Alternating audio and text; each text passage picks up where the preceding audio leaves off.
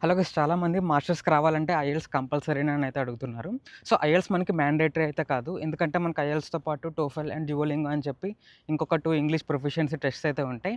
But మీకు కనుక university గురించి ఐడియా ఉండి మీరు ఏ ప్రోగ్రామ్‌లో మాస్టర్స్ చేద్దాం అనుకుంటున్నారో క్లారిటీ ఉంటే మాత్రం ఆ పర్టిక్యులర్ యూనివర్సిటీ పేజ్‌లోకి వెళ్ళి వాళ్ళు ఏ ఇంగ్లీష్ టెస్ట్ స్కోర్స్ అడుగుతున్నారు అండ్ మినిమమ్ రిక్వైర్మెంట్ ఎంతో అయితే చెక్ చేయండి.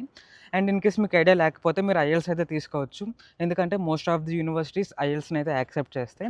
బట్ మీకు యూనివర్సిటీస్ గురించి అండ్ ప్రోగ్రామ్స్ గురించి ఐడియా ఉంటే ఆ పేజ్‌లోకి వెళ్ళైతే చూడండి.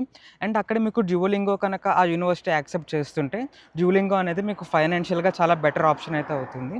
ఎందుకంటే డ్యూయోలింగోకి వచ్చేసి సమ్‌వేర్ అరౌండ్ 5500-7000 రూపీస్ ఫీజ్ అయితే ఉంటుంది. అండ్ ఐఎల్టీఎస్‌కి 18,000-19,000 రూపీస్ అండ్ టోఫెల్‌కి వచ్చేసి ఆల్మోస్ట్ 18,000 రూపీస్ అయితే ఉంటుంది. సో, మీకు యూనివర్సిటీస్ గురించి క్లారిటీ ఉంటే మీకు డ్యూయోలింగో బెటర్ ఆప్షన్ అయితే అవుతుంది. ఆ యూనివర్సిటీ యాక్సెప్ట్ చేస్తే.